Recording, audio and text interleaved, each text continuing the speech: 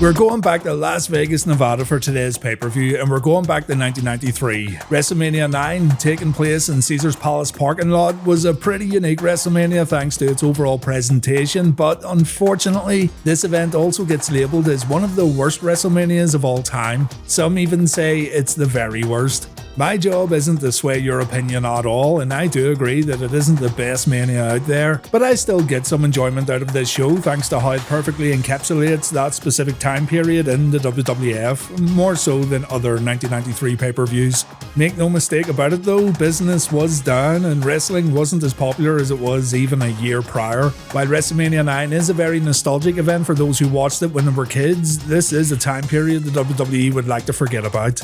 We've got the Hitman Bret Hart defending the WWF Championship against Royal Rumble winner Yokozuna in the main event. We've also got Money Incorporated defending the WWF Tag Team titles against the MegaManiacs. The show opens up with Caesar and Cleopatra making their entrance with an elephant. Something tells me that's not the real Caesar and Cleopatra, by the way. And while Macho Man Randy Savage gets escorted to the commentary table while eating grapes, Bobby Heenan makes his entrance while riding a camel. Poor Bobby looks like he's having a real hard time up there, but he makes it to ringside in one piece. Jim Ross makes his WWF debut at WrestleMania 9. No better way to debut than at WrestleMania while wearing a toga. And while Bobby Heenan gets his wits about him, we go to the ring for our first match. IC champion Shawn Michaels defending the belt against Tatanka. Tatanka has 2 televised pinfall victories over the IC champion, but it looks like Shawn has other things on his mind. A debuting Luna Vachon follows him close by during his entrance, while Sherry Martel comes to ringside following Tatanka. Sherry and Shawn's relationship broke down after an HBK vs Marty Jannetty match at the 1993 Royal Rumble. It appears that Michaels has brought along Luna for a little backup, or maybe it's his new squeeze, who knows. But the bell rings and Tatanka stops a few single leg takedowns. Tatanka then bridges during a top wrist lock and Sherry cheers as HBK gets shoved to the mat, but she's not too amused when Shawn holds on to a side headlock. HBK uses the ropes to perform a takeover here. Tatanka stops another headlock takeover with a back suplex, and we see a great spot next when Shawn jumps into an arm drag. HBK then gets drop kicked and Michaels takes the Flair corner bump before getting chopped off the apron. We then have a standoff between Luna Vachon and sensational Sherry. Strangely, it appears that Sherry might be protecting Shawn from Luna, and even Jim Ross says this is a little confusing. Must be nice having all these women fight over you though, they don't call him the Heartbreak Kid for nothing.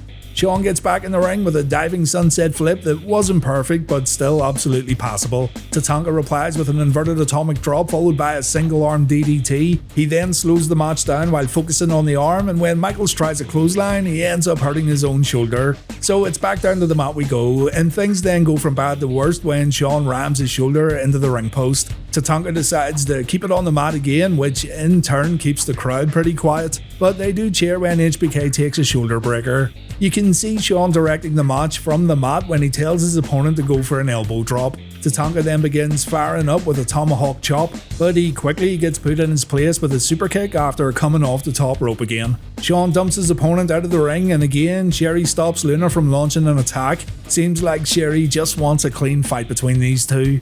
The Heartbreak Kid delivers a clothesline from the apron before getting back in the ring to taunt his former valet, and Tatanka takes a swinging neckbreaker and a dropkick before Michaels applies a WrestleMania-sized chin lock. Shawn then tries an arm scissor pin combination, but Tatanka kicks out. Tatanka replies with an electric chair drop, but he misses a follow-up elbow. Shawn then hits a few double axe handles, but Tatanka's now hulking up, or he's Tatanka-ing up, I don't know. HBK hits the mat a few times before getting turned inside out with a big chop. A few pinfall attempts follow and we see this impressive power slam from Tatanka. It goes to the outside once again where Michaels misses a dive and he hits the ring steps. HBK then decides to pull the referee out of the ring and Tatanka thinks he has it won after hitting a Samoan drop. The referee decides to disqualify the IC champion instead, so Shawn loses the match but he keeps the IC title.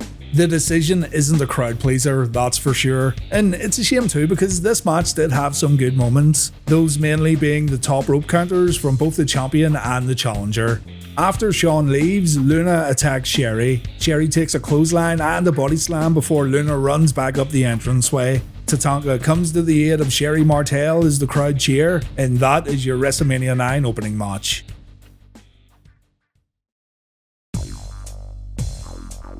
Up next, we have one of my favourite matches on this card, Rick and Scott Steiner versus the Headshrinkers. The dog-faced gremlin and the big bad booty daddy get interviewed by Mean Gene before the match. Scott says this may be the Steiners' first WrestleMania, but they're going to make it one to remember. And Rick says he and Scott plan on making Julius Caesar proud by doing what they do best, wrestle. We've got Fatu and Scott Steiner starting this one off, and look at young Rikishi, what a handsome young fella. Scott performs an arm drag and when he gets shoved, he goes for a double leg takedown. Scott then counters a hip toss and when Fatu shoves him again, a fist fight breaks out. Big Papa Pump gets the better of his opponent and Fatu falls victim to a Steiner line. Scotty finds himself in the wrong corner and Rick comes in to help his brother out. This exchange ends with Rick and Scott jumping off the same turnbuckle with a pair of clotheslines and the crowd make a lot of noise. We get Rick and Samu in the ring next and Rick takes a chop right across the throat. A corner clothesline from Samu seems to wake Rick up though as the dog-faced gremlin explodes out of the corner with a forearm. Scott then comes in with a double underhook powerbomb. Fatu tries to interfere but the big man gets drop-kicked out of the ring. And we don't get a good shot of this next spot but it looks like Scott's head lands right on the apron after a stun gun attempt. On the outside, Alpha hits Scott across the back with his giant bamboo cane. Scott also takes a body slam on the mat before Fatu tags in. Big Quiche delivers a backbreaker and a diving headbutt before Samu comes back in with a spinning back kick. And here comes Fatu again with a knee to the midsection that sends Scotty back to the outside. We're building up to the hot tag quite well as Scott gets sent into the ring post. Big Papa Pump gets back in the ring where he tries to fight both Headshrinkers in the corner and he fails after taking an eye poke. All Rick can do is watch on as his brother gets double teamed by the Headshrinkers. And look, the second most devastating wrestling hold known to man, the deadly nerve pinch. The break finally comes when Samu misses a diving headbutt, Scott tags out and the dog-faced gremlin cleans house with backdrops, body slams and a few Steiner lines for good measure. He then tries knocking the Headshrinkers' heads together and this doesn't work out too well. Rick then falls victim to a double forward Russian leg sweep, but when the Headshrinkers set Rick up for the finish, the dog-faced gremlin pulls off an absolutely ridiculous power slam while sitting on Fatu's shoulders. I never get tired of seeing this move. Scott tags in, he takes Fatu out with an overhead belly to belly, and the match ends with Samu taking the Frankensteiner. The Steiner brothers win at WrestleMania in a match that showed off some excellent offense from Rick and Scott. Doink vs. Crush is our next match, one of the most infamous matches in the history of WrestleMania. The evil Doink's been messing Crush around for a few weeks now, and after getting battered with Doink's fake arm, the big man's promised to get the last laugh at WrestleMania. Doink says Crush might be seeing double vision by the time this one's all over. I don't want to go too in depth with the Crush and Doink history here because I plan on covering this rivalry in a future video, so let's just see what happened in Las Vegas. So here comes Crush, member of Demolition, member of the Nation of Domination, leader of the DOA, the Dirty Old Assholes, member of the NWO Black and White, and here comes Doink, member of the Rat Pack in Mid-South and a former lumberjack named Big Josh. Very impressive move by Doink! Doink trolls his opponent on the outside, so Crush gives chase. Our Joker takes a body slam and a ring post bump before getting sent in the ring, and Crush looks pretty pissed off as he backs Doink into the corner. Doink begs for mercy after getting choked. He gets sent to the opposite corner and he decides to leave the ring afterwards. On the outside, Doink tries to fight back, but Crush gets the better of his opponent. And back in the ring, Doink takes a neck breaker, a face stomp, and a back breaker. Crush gets Doink on the apron, but our main man pulls off a neck snap before going to the top rope. The aerial offense is really lacking here, but it still seems effective. So Doink tries again, and yeah, it still looks like shit. Third time's a charm, right? Doink goes up again, and no. You know, I think sometimes that even if you have no issues going to the top rope, that doesn't mean you should necessarily do it. Not in this fashion anyway.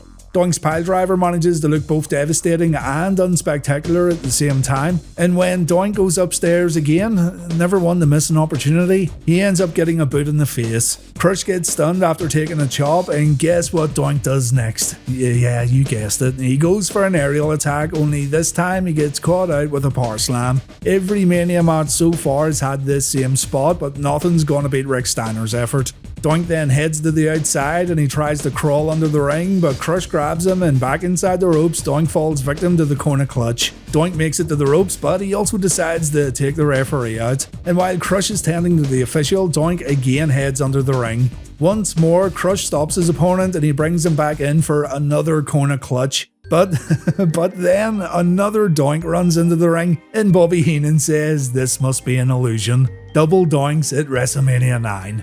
The other Doink has that prosthetic arm, and Crush gets smacked a few times with it. The two Doinks then mirror each other before laughing at the audience, and the real Doink covers Crush for the pinfall win. The second Doink hides away under the ring, and Bill Alfonso comes out to check where he disappeared to. There's no clown sightings underneath the apron, so it's a complete mystery. Todd Pettengill asks some photographers if they saw the two Doinks, and here's the answer he gets. Sir, were there two Doinks? Absolute batshit insanity here at WrestleMania. So bad it's legendary, pure WrestleBolics at its finest. The match may have sucked, but the ending was definitely memorable.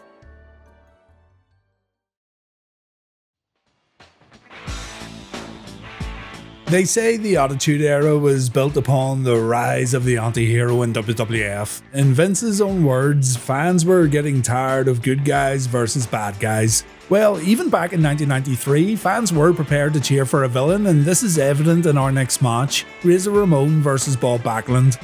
Razor was a heel walking into this one, and he'd remain a heel when the match was over, for a little while anyway. But the fans chant Razor's name here while Bob Backlund gets no reaction at all. Indeed, Razor Ramon had a lot more character than Backlund. Backlund didn't even have entrance music, but you gotta admit, in the early to mid 90s, a young fan's definitely gonna find someone like Razor Ramon more appealing than Mr. Backlund, with all due respect. Razor messes his opponent around at the opening bell and he refuses to shake Backlund's hand. The bad guy then overpowers Bob on two separate occasions, and when Backlund gets the better of Razor, the bad guy sees red. Razor gets tripped a few times and Backlund's all fired up. So Razor Ramon rethinks his game plan and Backlund takes two body slams. We see some of those great working punches from Razor Ramon and Backlund hits the mat.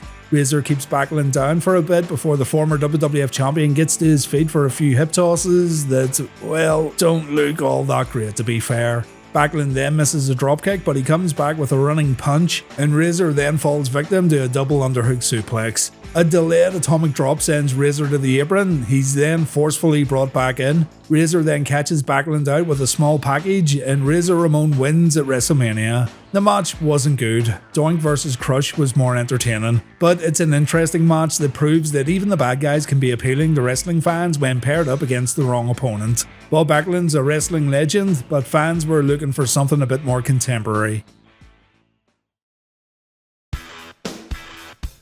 Money Incorporated attacked Brutus Beefcake with IRS's briefcase and they caved his face in. Beefcake went and got some big dude named Hulk Hogan to back him up, and these two, known as the MegaManiacs, have got themselves a shot at Money Inc.'s tag team titles at WrestleMania 9.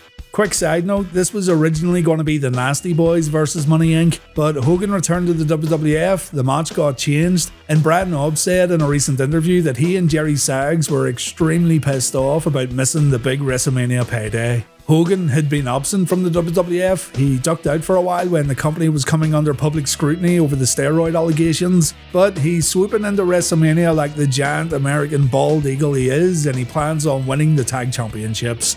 Ted DiBiase says the stakes are always high in Caesar's Palace and that's the way Money Inc. likes it. DiBiase and IRS don't make bets they can't win, and the MegaManiacs can't bankrupt a company that has an unlimited credit line. IRS says Beefcake's new little mask won't save him from the beating he's about to get, and apparently Hulk Hogan has a pretty rough looking face too, thanks to a little accident Hulk had when leaving the gym last night. Money Inc. are implying that they had something to do with this. DiBiase and IRS make their entrance. Out comes Beefcake, Hogan and Jimmy Hart. Jimmy turned his back on Money Inc. when they attacked Beefcake, by the way. And yeah, Hogan has a pretty mean black eye. Most trustworthy sources say it was a jet ski accident. The more gossipy explanation was that Macho Man decked Hogan. Either way, Hulk's back at WrestleMania looking a bit rough, but the match gets underway immediately with Money Inc. getting dumped out of the ring so Hogan can rip his shirt off. Real Americans still playing at Caesar's Palace.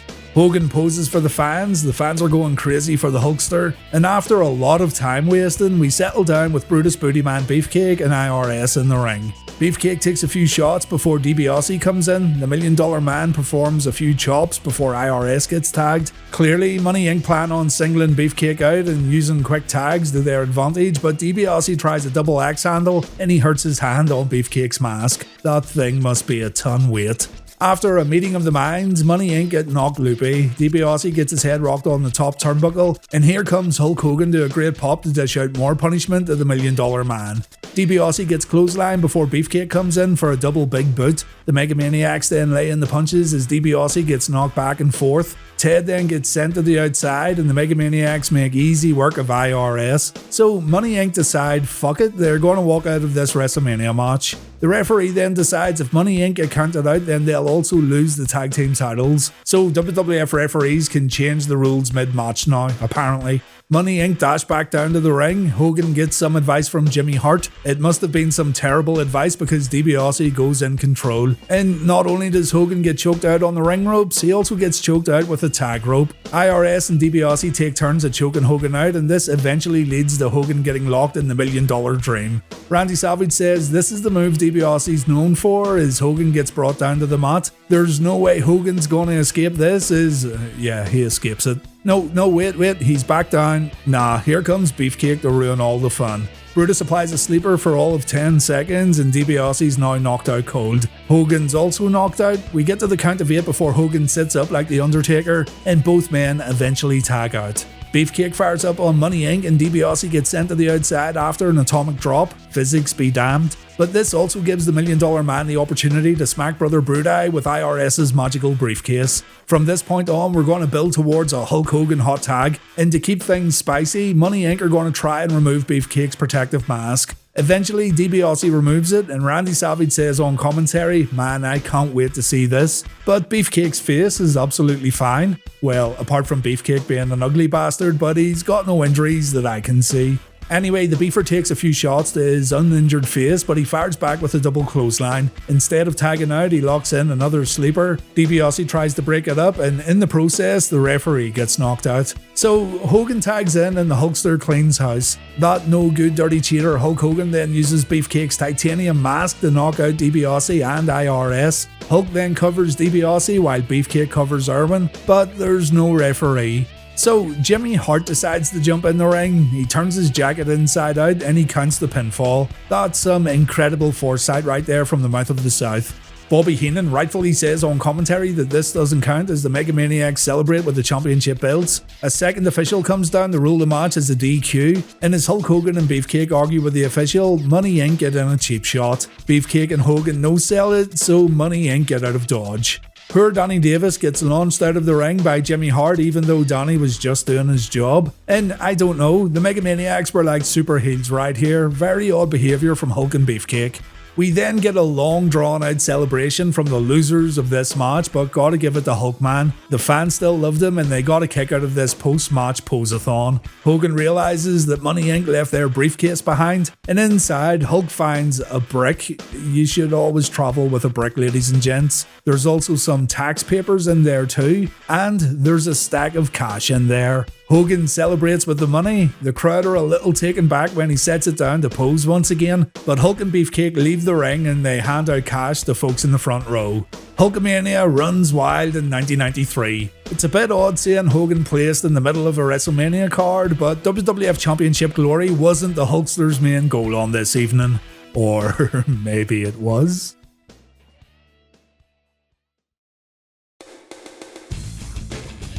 Mr. Perfect versus the Narcissist Lex Luger is our next match. Lex Luger says he's beyond perfection. He even knocked out Bret Hart earlier during a WrestleMania brunch, but Perfect's on a roll in Vegas and he's been winning big at the tables. Lex Luger has no chance tonight. Perfect then can't get Lex's name right before leaving the promo. Tonight, the Narcissist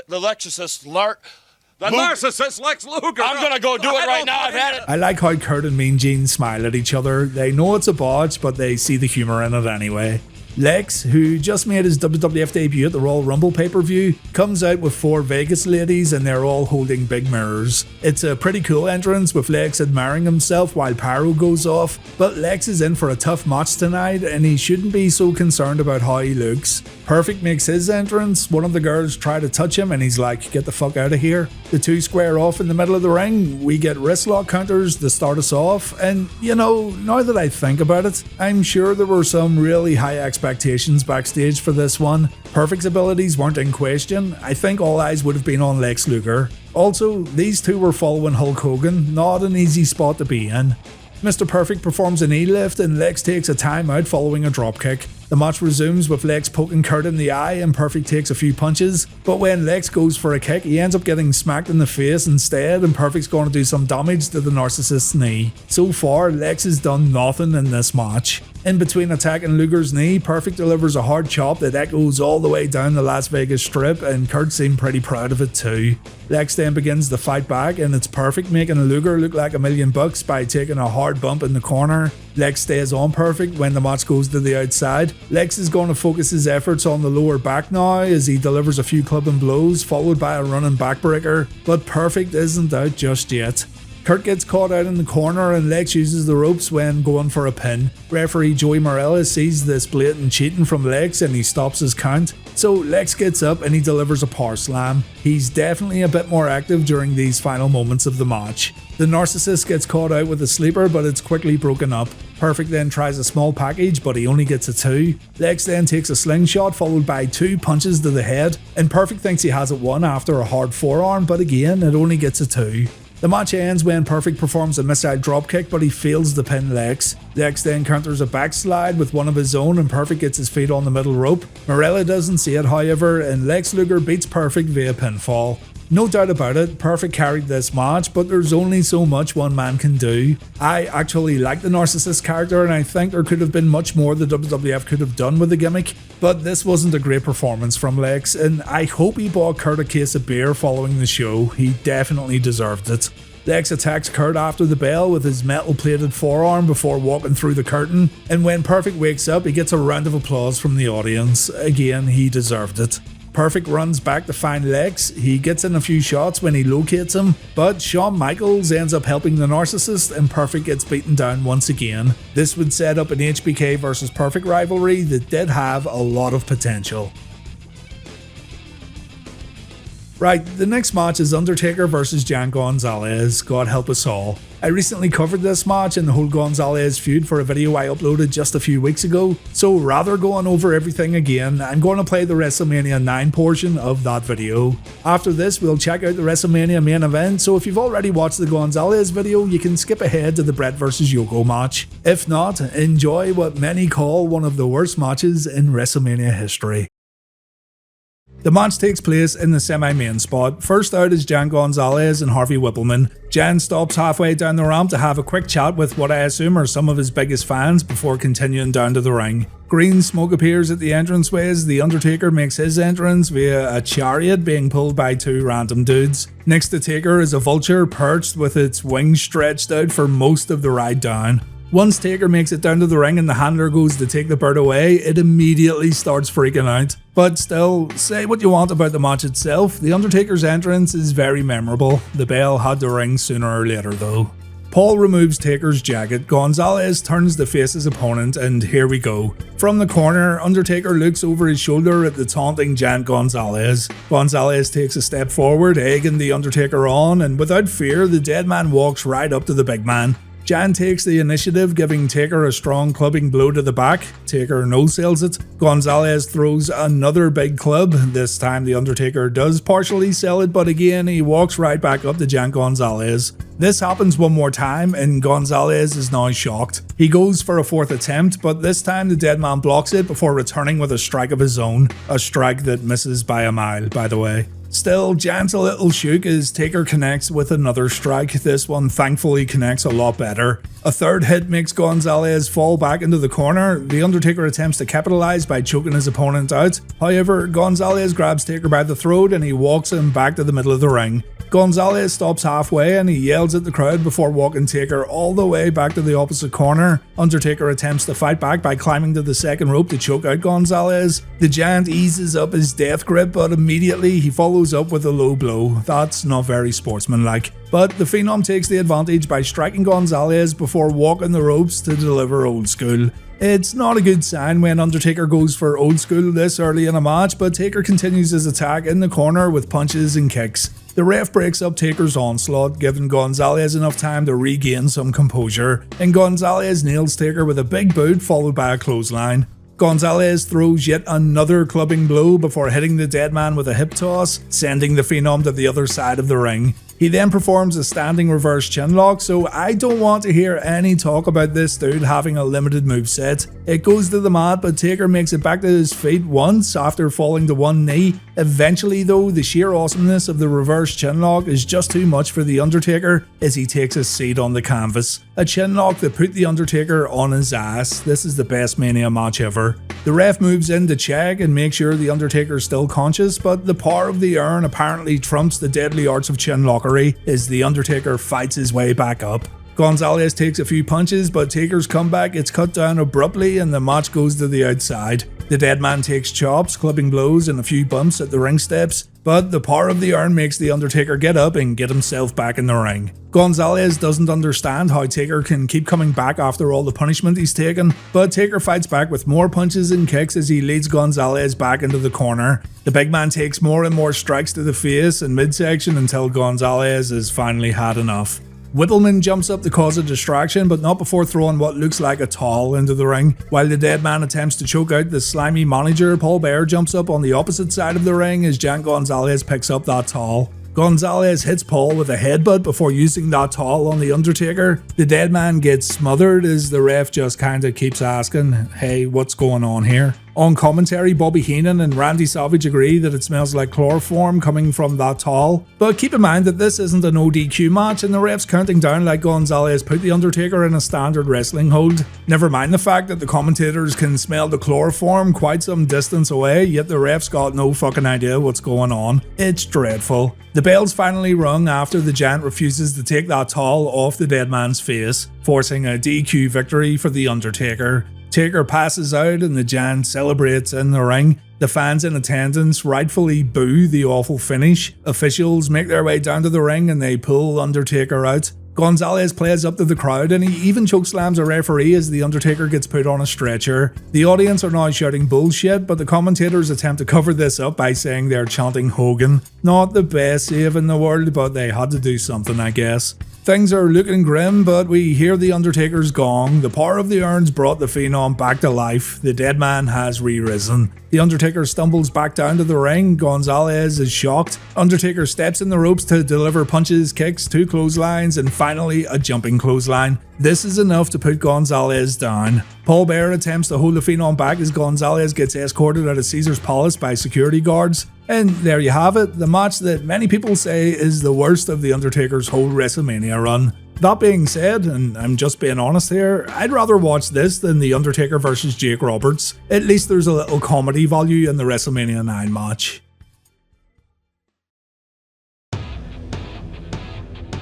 Yokozuna made his WWF debut in late 1992 and he dominated everyone who was put in front of him. He was elevated to main event status quite quickly and he made history by having the first ever match on WWF's Raw television show, and he also won the 1993 Royal Rumble, eliminating Macho Man Randy Savage at the end of the match. Bret Hart defeated Ric Flair for the WWF title, and since then he's taken a lot of pride in being a fighting champion, not a guy who just defends the belt at big events like many who came before him. The Hitman was, at the time, a new breed of WWF champion who was leading the company into the new generation. A hard-working wrestler who put emphasis on athleticism, technical wrestling, and in-ring storytelling. But WrestleMania 9 would prove to be his biggest challenge to date. The Best There Is takes on an unstoppable monster at Caesar's Palace. It's time for the WrestleMania 9 main event. Hulk Hogan gets interviewed before the match. He says he just left Bret Hart's locker room and he confirms that yes, Bret Hart is a Hulkamaniac. Who would have thought it? Hogan says he supports the Hitman in this upcoming match. He tells him to be careful when dealing with Yokozuna and Mr. Fuji. And Hogan says he started to doubt the power of Hulkamania as he looked in Bret Hart's eyes. So Hogan issues a challenge. No matter who wins this title match, Hogan wants to be first in line for a WWF title shot. Mate, you couldn't beat Money Incorporated, so you should be the last person asking for a WWF title opportunity. Yokozuna makes his entrance first, and what a beast this guy was. The audience have no love for the big man, but many knew that Bret had a mountain to climb if he was going to leave Las Vegas still the WWF champion. Out comes the Hitman to a great ovation. Fans are on their feet for the excellence of execution, and it's clear as day who the fan favourite is here. Bret gives his glasses away to a lucky fan at ringside, and he kisses the WWF title before handing it over to the referee.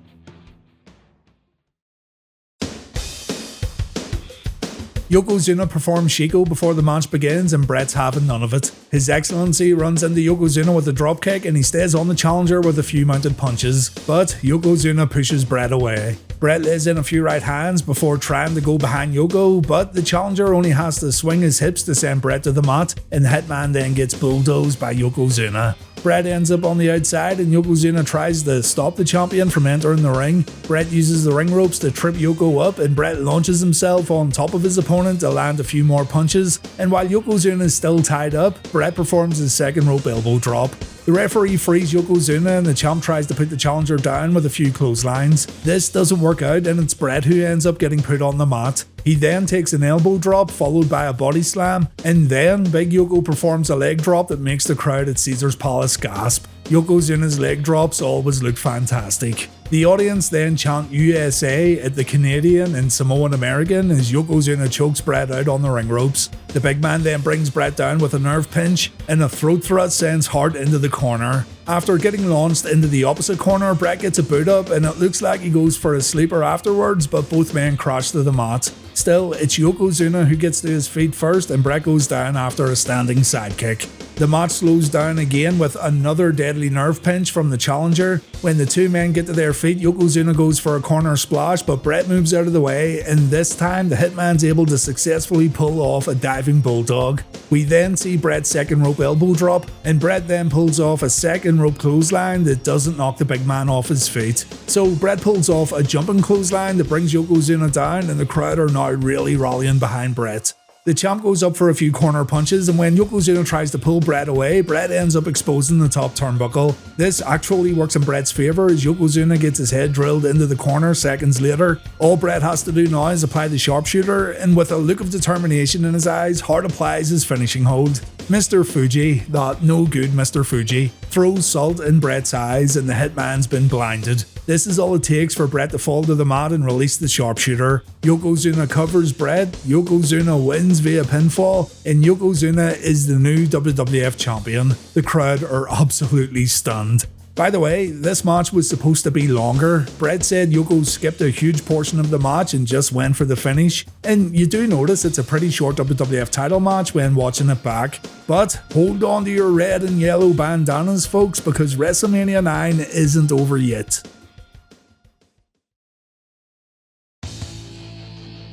Hulk Hogan comes out to protest this decision, but the referee says it's final. Yokozuna is the new WWF champion. The Hulkster tends to Bret Hart while Mr. Fuji grabs a microphone, and Mr. Fuji challenges Hogan to face Yokozuna right now for the WWF title.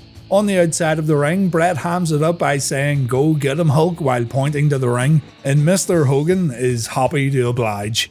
Another WWF title match takes place at WrestleMania 9 as the crowd lose their minds, and it's over in a matter of seconds. Hogan gets smacked, Yoko holds him in place for Fuji to throw more salt, but Hogan dodges it and all Hulk has to do is hit a clothesline and hit the big leg drop. Hulk Hogan becomes the new WWF Champion, and this turn of events was a pretty sore subject for a lot of people back then, and it still is even to this very day. Bret said he wasn't happy with how WrestleMania 9 was going to play out after getting details about creative, but Bret also said he was led to believe a Hogan vs Hart WWF title match would happen down the road, and apparently Hogan said he would drop the belt back to Bret. Obviously this didn't happen, and Bret remained bitter towards Hulk Hogan due to how things played out, but what you gonna do, brother?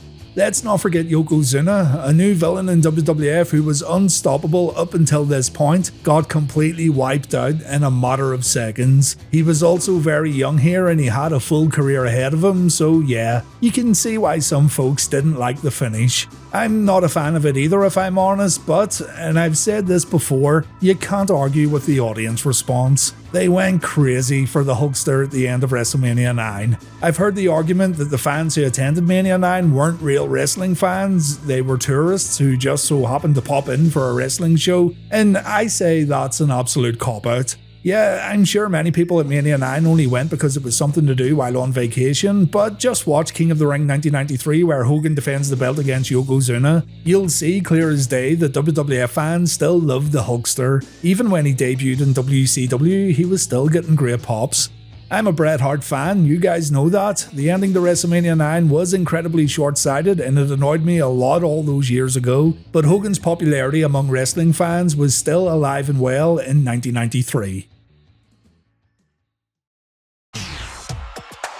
So that's WrestleMania 9. It's a unique WrestleMania, but it's also a letdown. The opener was decent. The Steiners vs Headshrinkers is a personal favourite of mine, and from there it's a mixed bag that ranges from average to bad. The ending is what everyone remembers, and it's a main reason why this WrestleMania gets ripped apart so much. And that Gonzalez vs Undertaker match, yeah, it was pretty awful. I don't think it's the worst WrestleMania. If I'm honest with myself, WrestleMania 11 was worse than Mania 9, but let me know your thoughts in the comments and tell me your memories of watching this show when you were younger. I always enjoy reading comments like that. Like and subscribe, it really helps the channel out. Thank you very much for watching, guys, and look out for other classic WrestleMania reviews coming soon. Take care.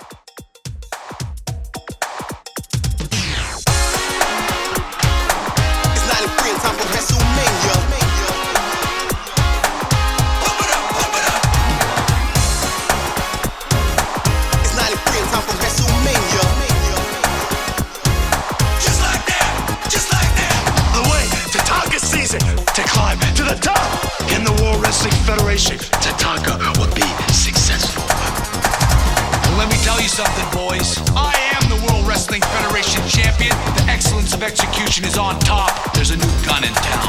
We'll survive.